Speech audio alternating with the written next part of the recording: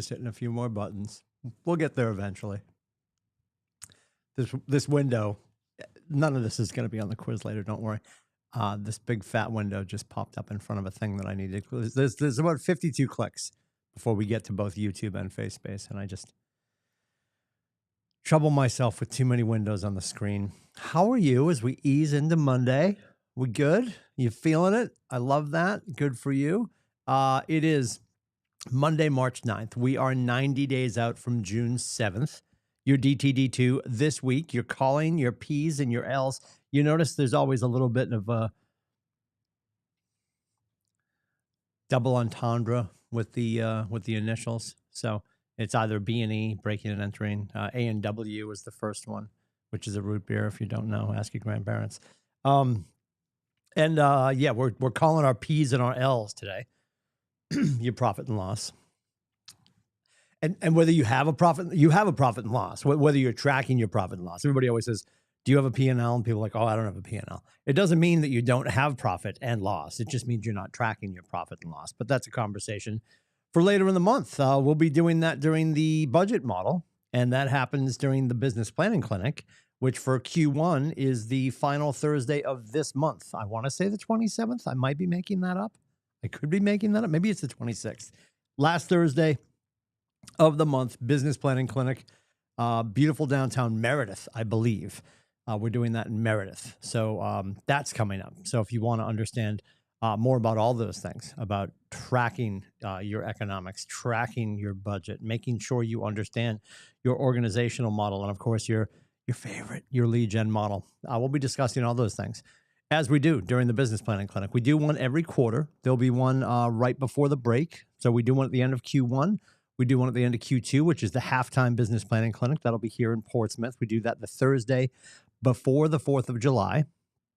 And then when we get into the end of the year, we start cranking them out September, October, November, December. We'll have 4 more to wrap up this fall and to get you ready for, wait for it, 2027. So technically this one is still a 2026 business planning clinic. Then the one at the break, the one halfway through the year, the halftime business planning clinic is oh my God, we better check. It's like the midday protocol. Like, how did your morning go? So the halftime business planning clinic is, how did the first 6 months go? And it's a chance to make some corrections. When we get to September, October, November, December, obviously you're getting ready. You're making your plan for 2027. That's coming up. Your first one, your first quarter Q1 business planning clinic later this month in Meredith. Get yourself registered for that. It's a full day where we go through all of the things that are in the Red Book, and you can either lock and load and maybe recalibrate for the balance of the year, or get yourself back on track before we have the final 3 quarters of the year. Because this is the way you have to look at it. And I know nobody wants to hear this, but here we go. When we start doing the fall business planning clinic, you're already doing activities for next year. We're 90 days out. So as you start to work on October 1st, those are January 1st results. Yes? Yes. That'll be on the quiz later. Anyway, good morning. It's Monday. So don't forget DTD2, you're calling your P's and your L's, you're texting your X's, which this is my favorite one. You get to text all your X's. So for me, the only person I have in there, I think that is actually I have Rachel Xavier. We can give her a text. So you guys can text her and see if she has referral business for you, or maybe you have referral business for her. Outside of that, if you've got a what do we want to call it? An active history? I don't know. Maybe you have a lot of X's to text. I don't know. And there's no judgment there. I mean, just fire away like, hey, thinking about, I mean, maybe you probably don't lean in with thinking about you. Maybe you are. I don't know. But that's what we're doing. DTD2, calling your P's and L's, texting your X's. That could take some of you quite some time.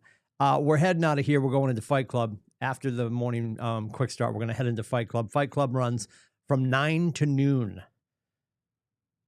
It's like one of those infomercials where like, but wait, there's more. We have added 33% more. I mean, I guess 25% more. No, it's 33% more. I don't know. My math is scattered right now. I'm not really thinking clearly. I'm working on my caffeine. I'm doing my best. Anywho, we are now 3 hours. So from 9 to noon, you can do whatever you're doing to induce more conversations, to make sure that you're having more opportunities to interact with each other, and find out who you know that might need your help, or who you know that knows someone that might need your help. So you can add them. James Shaw talking about it, and he brought this up a few months ago, and he was talking about it again this morning. And it's so true. Like, do you have a pile or do you have a pipeline? And most of us are probably trying to transition our pile into a pipeline, but like, who are you going to talk to today? Could it be more efficient for you today to go in and talk to your P's and L's and text your X's if you already have them in your database, whatever that database is, right? Well, I'm not going to die on the hill that you have to be using command. You're going to have to use command at some point, because you got to get to the point where you, in the opportunities, you have to report your opportunities to get paid and to run the paperwork. I get all that.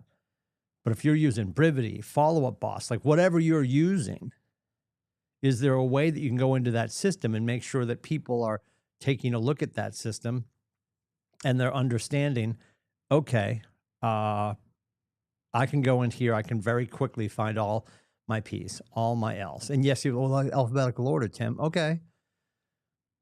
Is yours in alphabetical order? Like, don't wag your finger at me. How confident are you that your database is functional enough that you feel quite comfortable going in there and calling P's and L's today, taking notes, leaving notes in your database? Because most people, here's the thing, most people don't want to, or are fearful to lead generate, because we don't want to bother the people that we know and love and trust. Then if we do make that first call, that number one call, right? Because we have to tell everybody in our lives 7 times we're in real estate before they forget. So we've got to get to a point where we're having our 8th to 20th interaction to get into that business window, that trust window. Then the reason people don't like to call people back is, well, what do I talk about this time? Like, first time was like, okay, sorry, it's been so long. How are you? How's Julie? How are the boys? What do I talk about this time, Timmy? Well, said with love, if we had scratched down just a few notes from our first conversation, we could understand where we left off and pick up from there. And I don't think that's even that critical. That shouldn't keep you off the phone. And I said shouldn't. I apologize. It's Monday. It's early. I should all over you. I just did it again. Can't help myself. What if you just got on the phone and had a normal conversation? If you're talking to the people that you know and love and trust, most of these people you have a relationship, haven't seen Julie in 4 years, but we get back together and have a cup of coffee or a cocktail in the afternoon, and we pick up right where we left off, because you've got a relationship there. You start with the stories of, hey, remember that time? Like, it's peas and carrots. That's why it's easier, always easier, to call the people we know and love and trust. There's already a relationship there. And I'm not saying you shouldn't start brand new relationships. You should be speaking with the people that you don't know. You should be calling the unmets. And when I say unmet, it still could be a warm transfer, because I could be calling Stacy, who I don't have a relationship with, but I was edified by Julie, because Julie told Stacy that I'd be calling. That's the lead that I'm getting during lead generation during Fight Club. And then I have my conversations with her, and I nurture that. There was a lot of conversation this morning about, like, what do we consider a lead and a contact? And every conversation is valuable. We'll never, ever, ever know who's going to be the person that could introduce us to 5 more people. I mean, well cared for over the course of your career. Well cared for over the course of your career. Anyone in your database should be helping you find 5 or 6 more deals. Well cared for over the course of your career. Not, oh, I put Jimmy in 17 years ago. Haven't done anything with him. Where are my deals, Jimmy? That's not what we're saying. You put somebody in your database, you run them through their paces. You're doing a 36 connect, a 72 connect, a 105 connect. Because we know with all of this mass communication, well, it should be easier to get a hold of them. No, there's that much white noise. What are we saying that's poignant? What are we saying that's effective? What are we saying that's intrinsically about them that breaks through all the noise?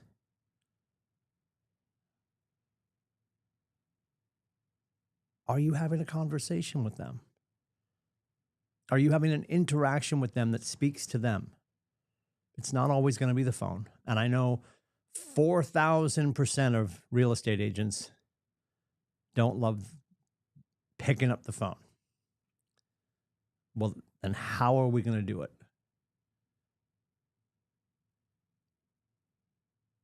And how will you make it feel personal to them? How will you make them feel seen and heard? And I wouldn't overthink the how. I'd be more concerned with when are you going to start doing that?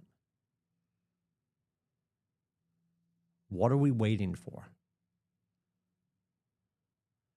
Well, spring. Spring's 11 days away. Snow is melting. It's going to be near 70 tomorrow. I'll repeat that. It's going to be near 70 tomorrow.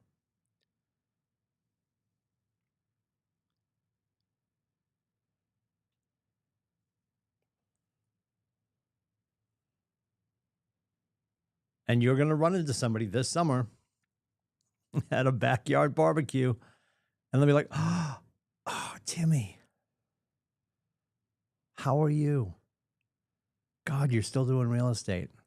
I mean, I remember because, 16 years ago when you got into it, you told me. I hadn't heard from you. I just figured you weren't doing it anymore. We weren't even sure if you guys were still on the East Coast. Like, why should they know? Haven't heard from me. And yes, as friends, could they have stayed in touch with me? They could have. They didn't. But in their industry, they're not trying to earn my business. They work at Liberty Mutual, doing whatever they do. They have no direct consumer line to me in their industry. My industry has a direct consumer line to everyone that wants a place to rest their head at night. And I haven't talked to them, and I didn't even talk to them in 2010. I posted on MySpace, and I'm insulted that 16 years later, this July, when I walk into a backyard at somebody's 4th of July barbecue, that they're going to walk up and tell me that they bought a house and they did it with somebody else. How dare they? Why wouldn't they? Because I fired off a MySpace post back in 2010 before electricity. They were supposed to file that away and be like, listen, when we buy that house in May of 2026, we got to call Timmy, because this post he made, I wrote it down and took a picture. That's not going to do it. And am I catastrophizing? Absolutely. Have you done something since you first got your license? You probably have. Is it consistent? Is it effective? Is it care-filled? Is it about them?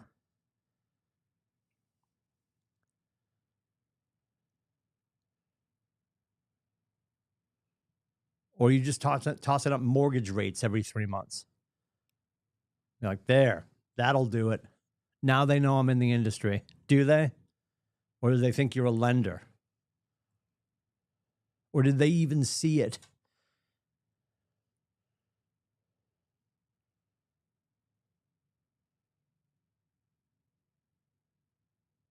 How are we going to make sure that we are systematically, and big important word, write it down, it'll be on the quiz later, consistently having conversations and interactions with the people that we know and love and trust?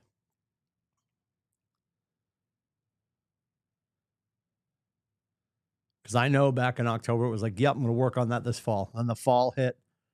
Then it was Pi Day. Then it was Christmas. Then it was Hanukkah. You know what? Early winter, I'm going to do that. Well, she died in the fire. We're 11 days out from actual vernal equinox.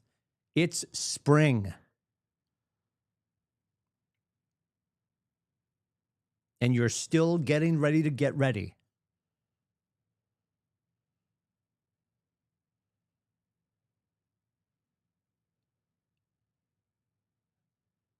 Like if this were a track meet, that poor guy on the side of the track holding up the cap gun, get ready, get set. And you keep looking over at him and he's holding his arm up like, I'm going to wait for her to tell me. I'm going to wait for him to tell me we can go. When?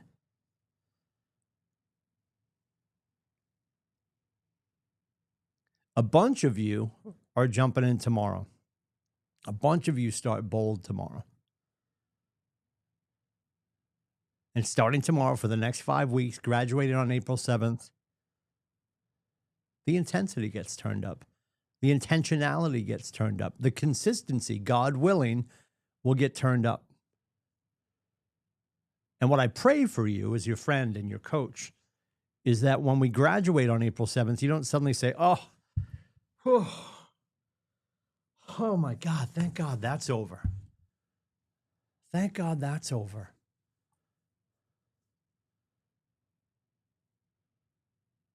Thank God it's starting. There's about 50 of you in that room tomorrow. Now, if you want to join us tomorrow, you can. Vishay is going to allow a stay and pay tomorrow if you want. You can come in. Maybe you were at first step and you're on the fence still. Maybe you missed first step and you're like still curious about it. Jump in tomorrow. You can hang out with us tomorrow morning. And then at the break, you can decide if you want to move forward and stay for the balance of the experience. Then on the other side of bold graduation,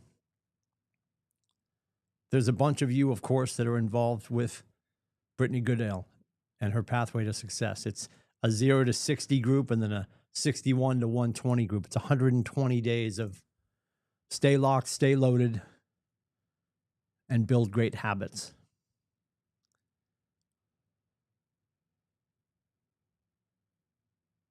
When we graduate on April 7th, the following Monday, the 13th, we're going to start a new program called Breakthrough.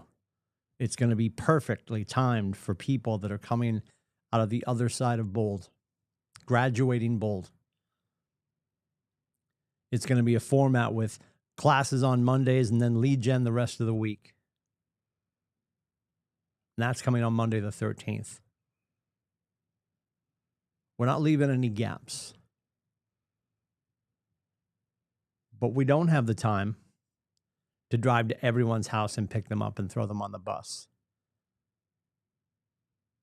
So I need you to decide for yourself that you're going to lean in. Maybe you're going to decide you're coming tomorrow and doing the stay and pay and you're going to jump into bold after all. Maybe you're going to decide that today is the day that you're going to start going to Fight Club and getting uncomfortable and actually having conversations, interactions of any sort. Because you realized over time, you know what? I can't, like Timmy said, can't throw up a MySpace post and hope that everybody's just going to eventually come to me when they're ready.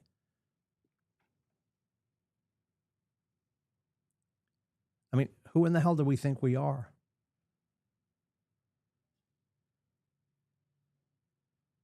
There's numbers now, probably. I mean, I'm spitballing here. I'm pretty close-ish. We probably have about 5,000, and I'm just going to pick on New Hampshire. And the number's probably the same for actual agents in the New England region for KW. So for the New England region of Keller Williams, we probably have about 5,000 agents. All 6 New England states. Keller Williams agents, 5,000-ish. And licensed agents right now, just in the state of New Hampshire, across all brokerages, about 5,000. Everyone you know knows more than one realtor. And you think that post you put up the day you passed your test or the day your license landed or the day you chose to come play with us, you think that post, they screenshot that, printed it, and stuck it to their fridge? I mean, your mom did. Tell her I said hello.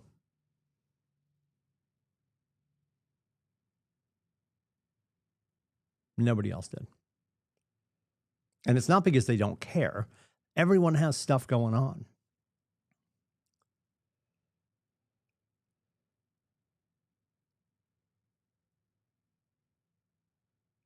Yet we want, when the people that we know and love and trust decide to make the biggest, arguably the largest financial decision of their lives,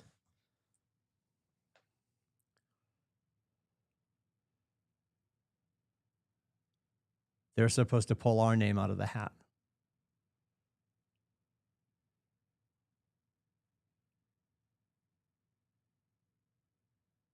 It's not how it works.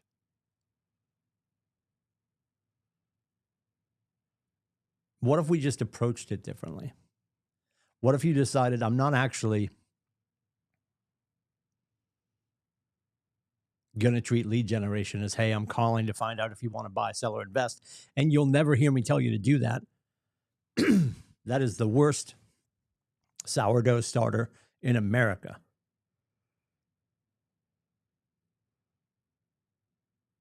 Just call and have an actual conversation with them.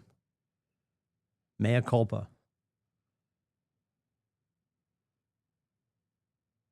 I'm so sorry it's been so long. Because they're thinking the same thing. They're like, oh my God, I haven't talked to him in forever. But you made the call. You got to the phone first. So sorry it's been so long.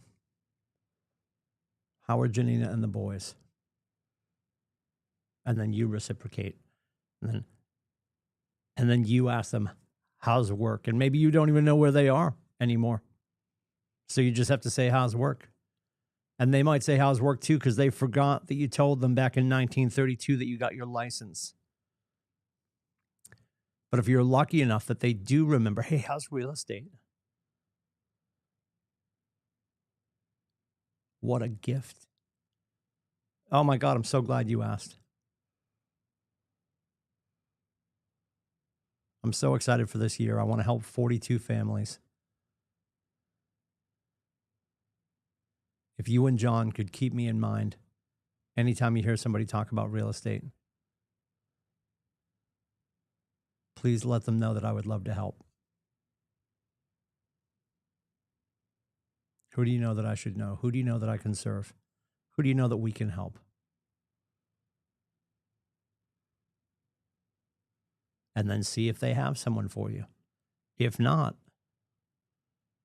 that's now baked into the conversation moving forward.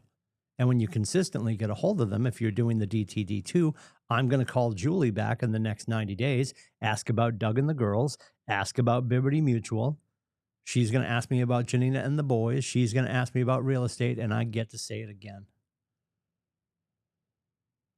And every one of those conversations is another slat on that rope bridge across that ravine that I left open for years because I wasn't adult enough to pick up the phone to pursue my goals and my opportunity for my family through the conduit of helping other people. That's all we're doing. And I'm not saying that's all we're doing to minimize our efforts. What we get to do every day is talk to the people that we know and love and trust, to find people that they know and love and trust, to help them. And through that avenue, we get paid really well. There's a lot of work between A and Z, agreed. But break it down. Think about what we do. We get to talk to the people that we know and love and trust to find out who they know that needs our help, and then help those people with a monumental task that changes the trajectory of their family's future.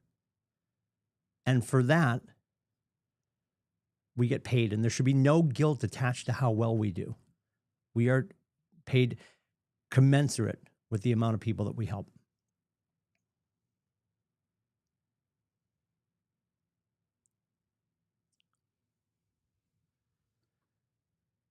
Approach what you're doing differently, feel differently. Right? That's the whole point for our conversation. Our programming is our programming, but we can change that by thinking differently. PTFAR, point for.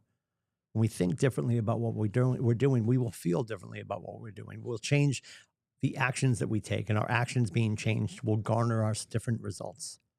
PTFAR, point FAR, programming's thoughts, feelings, actions, results. So change your thoughts around what you're doing. Allow yourself to feel differently about your approach. Change the actions that you're taking today and garner the results you deserve.